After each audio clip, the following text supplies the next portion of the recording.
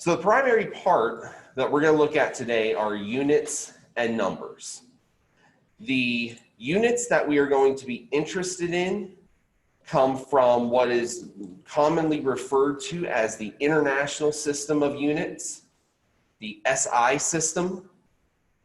The SI system comes from and has its base in what most would commonly refer to as the metric system. This is the system used consistently around the world as the primary means of measurement. You're familiar, at least in name, with most of these. Things like meters, liters, kilograms, centimeters, seconds. So in the SI system deviates from the metric system slightly in the sense that we have the same kind of level of consistency. We have a lot of the same prefixes, but the SI system in particular breaks it down into two areas. There are the fundamental base units. These are the units that all other units are derived from. And then there are derived units. These are the ones that largely come from combining base units in some kind of way, usually through multiplication and division. Now, in your textbook, Table 1.2 has in it the 6 fundamental base units, and there are actually 7. One of them that is not listed there is one that we probably won't touch really ever in this class. The 6 that we will touch are in here. Now, an example of a derived unit is something like volume. Now, in volume, what we have there is a derivation and a combination of a base unit. The base unit here is distance, how far it is between one object and another. Volume is taking that distance, multiplying it by distance in another dimension, and distance in a third dimension, and distance times distance times distance would give us volume. We can express that volume as a square of, or excuse me, as a cube of distance, meters cubed. We could express it in other terms that are derived out of this, like liters. Liters are just cubic decimeters. So if I take a meter, cut it into 10 pieces, each one of those pieces would be 1 decimeter. And a box 1 decimeter by 1 decimeter by 1 decimeter would contain 1 liter of substance. Another example of a derived unit is energy. In energy, we are talking about the amount of the capacity for moving an object. We can measure that in joules. A joule is found by taking one of the base units, kilograms, and multiplying it by meters squared and dividing that by seconds squared. So there are lots of different fundamental kinds of units and other units that we can base off of those. So here are our fundamental base units. What we have here are mass, which is found in kilograms, distance or length, which is in meters, temperature, which is Kelvin. This is one of the places where it does deviate from the metric system. Metric system would have degrees Celsius as its temperature unit. Time, which is measured in seconds. Electrical current, which is measured in amperes. And quantity of substance, which is measured in moles. And next week, when we get into chapter 2, we'll talk a lot more about that last one. as I mentioned before, there is one other base unit. The seventh base unit, the one that we are not talking about, is one for luminous intensity. Now, luminous intensity doesn't have a whole lot of bearing here in chemistry. The unit there is something called a candela, C-A-N-D-E-L-A. Where you find candelas most often are if you buy light bulbs. If you buy a light bulb, it'll tell you how many candelas that light bulb is rated for. Basically gives you an idea of how bright the light bulb is going to be. The more candelas, the brighter the light is, the more of an impact it's going to have on whatever it is that you're trying to do in a room. So some are rated for soft white light and give kind of a warmer tone. These ones up here are definitely not that. They are bright white light and are meant to illuminate a large amount of space in a very abbreviated kind of way. Those are our base units though. So every other unit that you can think of is derived from one of these base units. Even temperature. If we think about degrees Celsius and degrees Fahrenheit, which are the normal kinds of temperatures that we would encounter, we can find that these are derived from Kelvin, essentially. We can find a way to get it back to Kelvin if we do enough calculation. In the SI system, as in the metric system, what we have here is a prefixing system. The prefixing system for the SI system is quite extensive. We can go all the way up to 10 to the 21st in terms of our exponentials. We can go all the way to 10 to the negative 21st in terms of our exponentials. What we have therefore is essentially 42 orders of magnitude that can be expressed between one unit and another. Now, most of these are things that we are not going to encounter. We're not going to encounter zeta or exa, or peta for that matter. Tera and giga really only come about if you're buying a computer and you want to know how much memory is in the hard drive, that kind of thing. Down here, pico, femto, atto, and zeppo. There will be occasions where we might talk about picometers or femtometers, especially if we get down to talking about atomic size or subatomic orbitals. The proton is often measured in picometers of diameter, or even femtometers, depending upon what subatomic particle it is that you're looking at. But overall, we're not going to see a whole lot of that. It's going to be mostly kind of geared toward what I've got highlighted here between these red lines.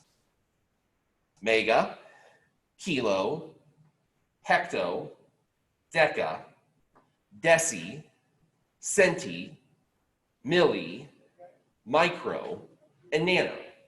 These are going to be the primary prefixes that you're going to want to concern yourselves with.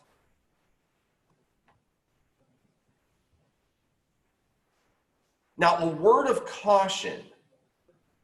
When it comes to these exponentials, this exponential is relative to the base unit. So what I mean by that is on the upper half of the line here,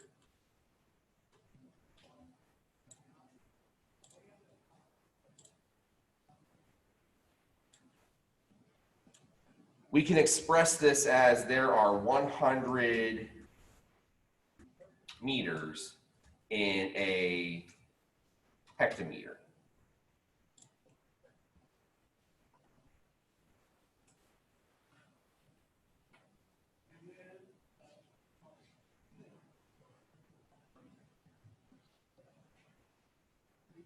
We can also express similar kinds of things below this black line. Like, for example, there is 0.001 meters in 1 millimeter. The exponential here is always going to be applied to the base unit.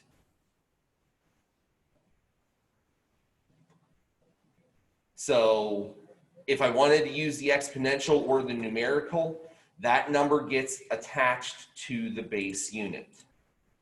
So that means that there are 10 to the second meters in 1 hectometer. That means that there are 10 to the negative third meters in 1 millimeter. Now, the reason I point this out to you, on Friday, we're going to talk about unit conversion and dimensional analysis. This table is one of the ways that you can go in between metric units within the same base unit system. So if I have liters and I want to go to milliliters, I can use this table to find that conversion. The reason I bring it up is because oftentimes what we see is that there is some problems with using this table. The table gets used incorrectly. Students interpret the conversions backwards, essentially. And we end up seeing things like 10 to the negative third millimeters per meter, which means that the millimeter is way, way, way, way big, and the meter is way, way, way, way small. And it's the opposite. So do keep this in mind as you are working your way through some of those conversions and using this table appropriately and properly.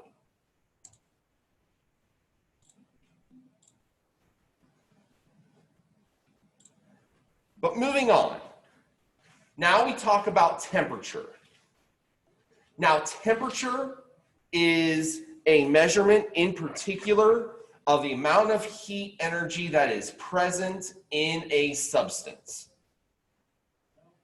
In particular, we are talking in more physical terms about the internal kinetic energy, the internal energy in general of a substance.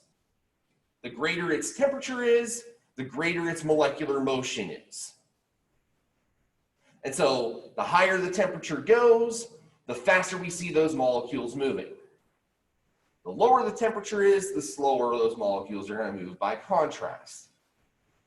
Now, there are a number of different temperature systems out there. As I mentioned before, the Kelvin system is considered the base unit for our SI system. Celsius and Fahrenheit, however, are the ones that we're probably more commonly used to. Especially here in the United States, Fahrenheit is especially common. All of our weather forecasts are in Fahrenheit.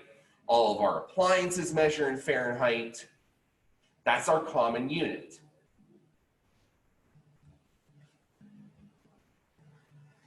But what's interesting about those scales is that they're all derived out of different kinds of sources. So Fahrenheit was largely introduced by using measuring devices that would expand or contract based upon the temperature. So in particular, Fahrenheit was using a mercury thermometer, and the mercury would expand at higher temperatures and climb higher in his instrument, and contract at lower temperatures and fall in his instrument.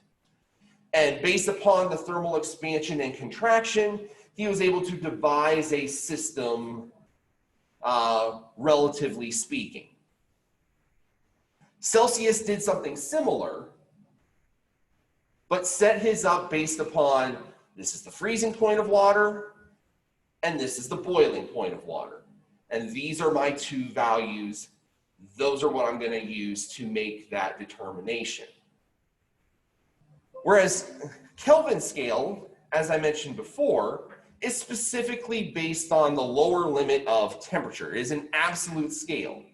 We call that absolute number, that absolute quantity, absolute zero. At absolute zero, there is no internal energy. All molecular motion has stopped.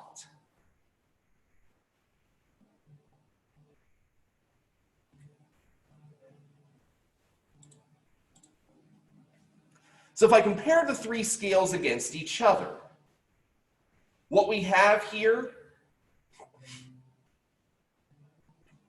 on the left, this is the Fahrenheit scale.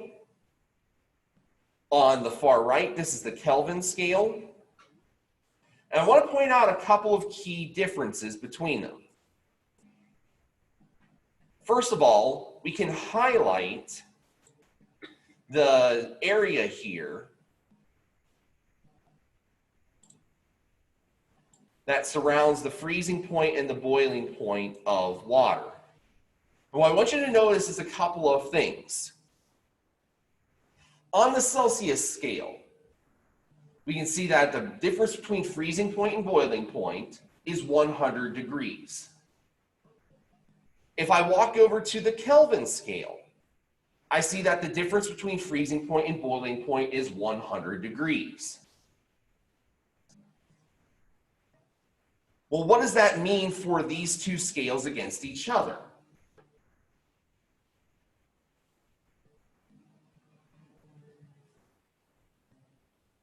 Well, it may not be readily apparent, at least initially, but if we think about it, if the difference between boiling and freezing is 100 degrees on the Celsius scale and 100 degrees on the Kelvin scale, then a 1 degree difference on either scale has the same relative amount of impact on temperature, has the same relative amount of impact on energy.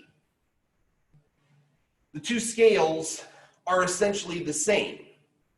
The only difference is that one is offset from the other. And so to find the difference, to convert from one to the other, all I need to do is apply that correction. So if I have Kelvin and I need to convert it to Celsius, all I need to do is take that Kelvin temperature and reset it so that they're back on the same terms. To reset it, they're off by a factor of 273.15. I would need to subtract that number from Kelvin to get it back to the Celsius scale. Or I would need to add that number to Celsius to bring it up to the Kelvin scale. So that's the first thing. The second thing that we can notice is that if I compare my Celsius and my Kelvin, or excuse me, my Celsius and my Fahrenheit scales, we can see that there are two differences in the scale. First of all, there's an offset factor, 32 degrees. The freezing point of water is 32 degrees different on the Fahrenheit scale versus the Celsius scale. The other thing is that 100 points separate freezing and boiling in Celsius. 180 separate freezing and boiling in Fahrenheit. What that equates to is that from a scalar point of view,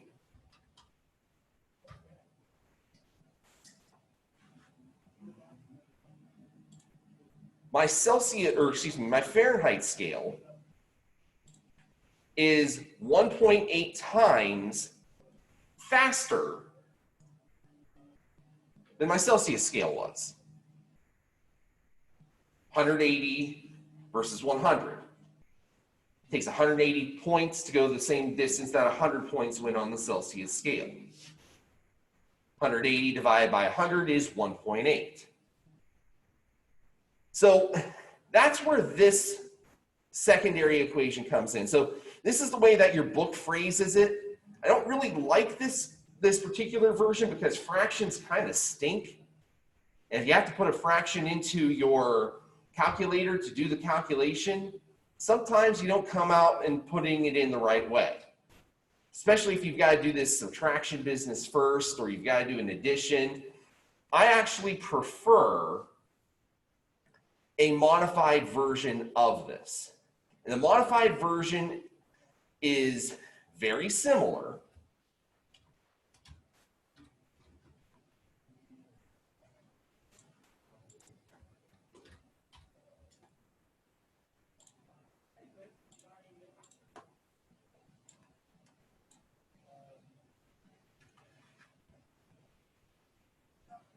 If I take my degree C, this degree C is equal to Fahrenheit minus 32 divided by 1.8. And if I want to flip that around to find Fahrenheit from Celsius, algebra is way easier with a number than with a fraction. It becomes 1.8 C plus 32 is equal to F.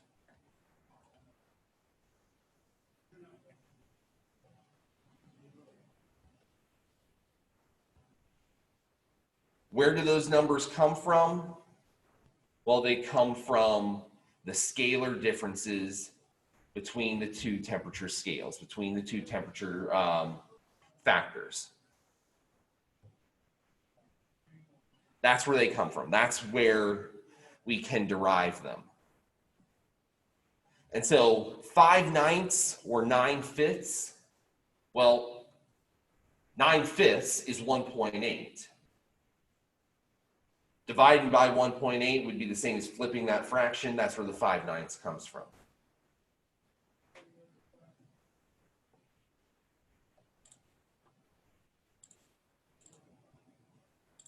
All right, let's do a practice problem. Temperature of coffee in the student union is found to be 205.43 degrees Fahrenheit. What is the temperature on the Celsius and Kelvin scales? To solve this problem, we're going to have to go back to those equations that we just put up. And so to that end, C is equal to Fahrenheit minus 32 divided by 1.8.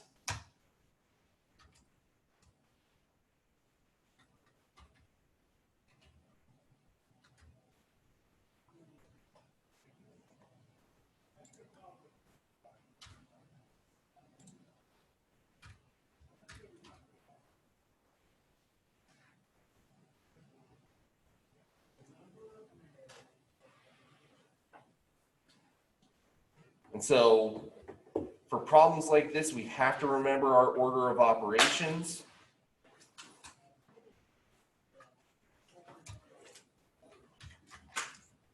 $205.43 minus 32 would be what we do first. That'd give us 173.43.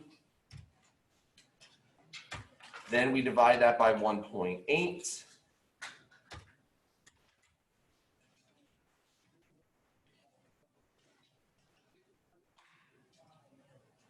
And if we do that, we get 96.35 degrees Celsius.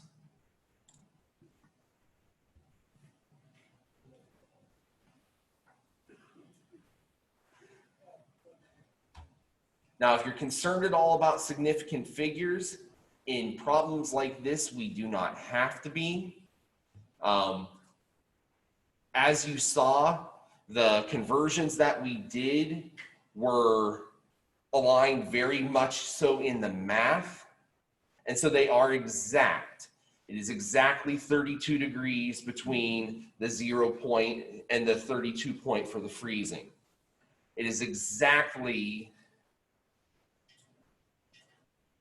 1.8 Fahrenheit marks for every 1 Celsius mark. So Celsius to Fahrenheit, we don't have to do a whole lot of worrying about making sure that we've got the correct number of significant figures there. General rule of thumb, if we start with 2 decimal points, we'll come out with 2 decimal places in these kinds of conversions. Now for the secondary problem, now significant figures are going to play a role. Kelvin is equal to Celsius plus 273.15. 96.35 plus 273.15. So if I add those together,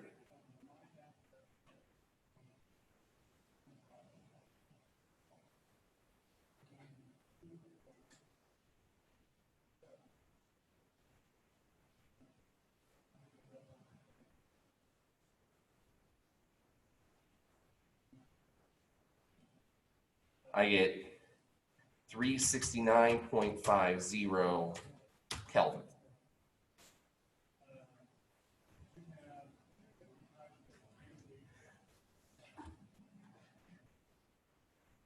This 273.15 is not an estimate, or excuse me, is not exact. It is an estimate. When we add numbers together, it is the decimal place that matters. So my measurement was known to 2 decimal places. My conversion's known to 2 decimal places. My calculated answer will be known to 2 decimal places. If it wasn't the same, let's say, for example, that I had 1 decimal place in the measurement, that would be the number I would round to. I would always round to the fewest number of decimal places when I add and subtract. Any questions about this example?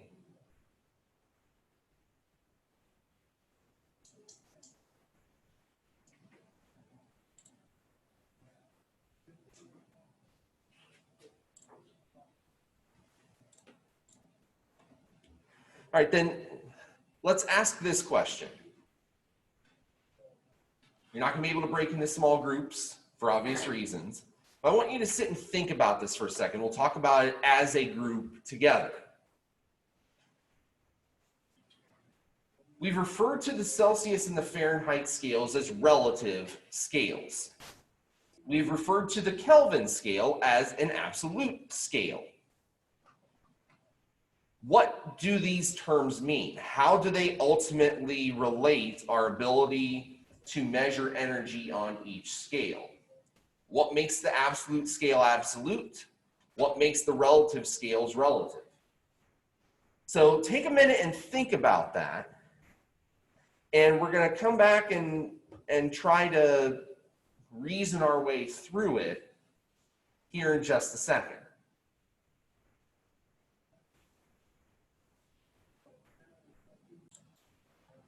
All right.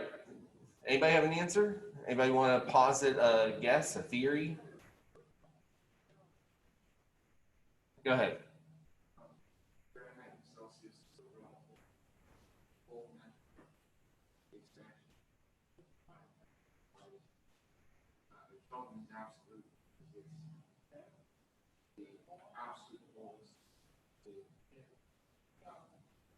Okay. Anyone want to add to that? Go ahead. When it's absolute 0, there's 0 energy. Okay. Okay, so I think we're hitting pretty well why the absolute scale is absolute. You've got a 0 point, you've got something that you build on, so everything in the absolute scale makes sense. It's all measured to a specific point, a specific idea. 0 degrees, no energy, everything kind of builds from there. What's your name there in the back? Jaron. Jaron? Okay. So as Jaron was saying, the relative scales do have some amount of interpretation to them. It's all about expansion and contraction. What else can we say about those relative scales? What are they measuring? How did we come up with their numbers?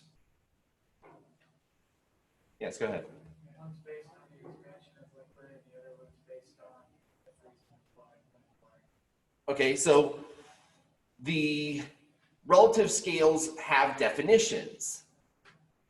Water boils here, water freezes there. And so from that perspective, because they are defined values, we've got and we've made everything else relative to those defined values, that presents a different kind of problem. Because now we're not looking just at, okay, here's my bottom point and everything goes from here. Now I'm looking at 2 points and saying every other temperature is measured off of these 2 points. And for those reasons, we have a little bit of trouble in terms of interpretation.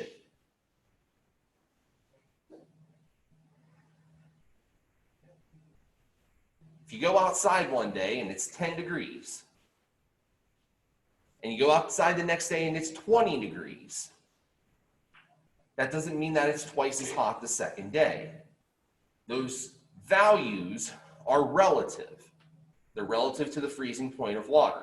Now, depending upon whether we're looking at the Fahrenheit or the Celsius scale, 10 degrees versus 20, 20 versus 40, you can see some pretty significant differences in terms of how they feel to you.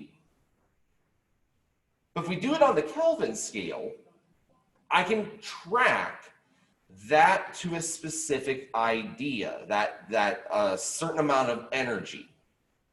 10 degrees Kelvin is half as energetic as 20 degrees Kelvin. 20 degrees Kelvin is half as energetic as 40 degrees Kelvin. 40 degrees Kelvin is half as energetic as 80 degrees Kelvin. The numbers do have a specific tie-in to energy, and that does make a difference. That's what we're getting into with absolute versus relative. Relative is based upon definition. Freezing point, boiling point. Mercury behaves this way at this temperature and this way at a different temperature. Absolute says this is the bottom and everything else goes up from there.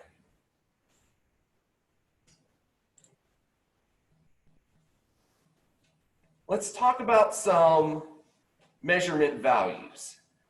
Let's get a little bit into the differences between certainty and uncertainty, and we'll close up today. When it comes to measurement, we know that the SI system has specifically defined values in terms of consistency, in terms of precision, in terms of defining what that value is. So a meter is a set amount of space. A liter is a set volume of space. An amp is a set amount of current. Those are defined values. And when we measure current, when we measure volume, there's going to be some amount of uncertainty in that. We know what the defined value is, but we're going to have a hard time really narrowing that focus to figure out what exactly, how many of those things we have. So anytime we do any kind of measurement, there's going to be uncertainty involved. The question is, how much uncertainty are we willing to tolerate, and how much uncertainty is there with a given measurement? You're going to start a lab today where we start looking at uncertainty in measurement for different types of equipment in the laboratory. And that's going to get into a lot of some of those kinds of fundamental concepts. You know, how much uncertainty are you willing to tolerate? If I'm doing something that requires very specific and very precise and very accurate measurements, what piece of glassware am I going to use to give me that and have the greatest chance of being accurate. So anytime we do any kind of measurement, we're going to have uncertainty associated with it. Whereas if we count things, counted values are going to be, well, the opposite. They're going to be exact. If I count the number of people in this room, I'm going to come up with the exact same number each time. And I'm not going to have any uncertainty in that number. Because there's no such thing as a fractional person. There's no such thing as, really the only uncertainty would be if I counted incorrectly, which that would fall into more of a systematic error that I could easily correct if I had to. Some conversions have been defined for us and are exact. So for example, the conversion between inches and centimeters is an exact conversion. There are exactly 2.54 centimeters in every inch. And so if I need to do the conversion between centimeters and inches, I know I can calculate that value exactly. Let's do a practice problem together here. And you can just kind of shout out the answers as they come to you. I've got 3 measurements here. Which of these measurements do I know with exactitude, and which ones would carry some level of uncertainty? Let's look at the first one. There are 893 steps to get from the ground to the top of the Washington Monument. It's exact. There's only one way that you could possibly know that, and is somebody had to start on the ground and climb all the way up and count every step they took along the way. You could do that. It'd be tedious. It'd be way more work than I would want to put in, but you could do it. That's an exact number. The width of the Golden Gate Bridge is 27.4 meters. I like that. If it's exact, give me a thumbs up. If it's uncertain, give me one of these guys. Anytime now. Okay? It's one of these guys. How do I know it's 27.4 meters? How do I not know it's 27.44 meters? How do I know it's not 27.395 meters? In order to do this, I had to measure it in some kind of way. I had to break out a meter stick or a piece of rolling tape or a tape measure. I had to do something to measure it out. And the amount of precision that I got off of it, well, that's a function of what I used to measure it. That's an uncertain measurement. It's dependent upon instrumentation. It's dependent upon me interpreting the results.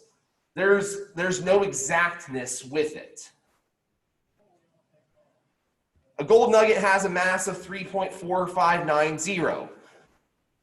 Thumbs up? Don't know. Uncertain. Anytime now. Yeah. Just because we have a lot of decimal places doesn't mean that the number is suddenly exact. All it means is that we measured it with an instrument that was capable of carrying out a greater precision. I could use a completely different instrument and get a slightly different number.